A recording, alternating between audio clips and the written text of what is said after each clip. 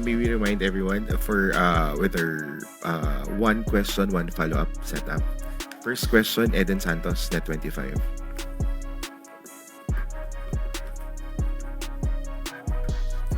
Yusek, good morning po. From your previous briefing, sinabi niyo po na sa kanya pala nanggaling ang fake news referring to Vice President Sara Duterte. Siya pala ang source ng fake news na ito na pinapakalat laban sa unang ginang kay First Lady.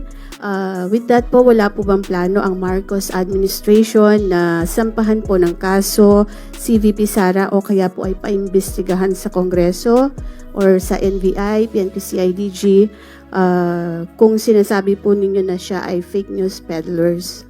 Sa ngayon po, wala pa po. Wala po.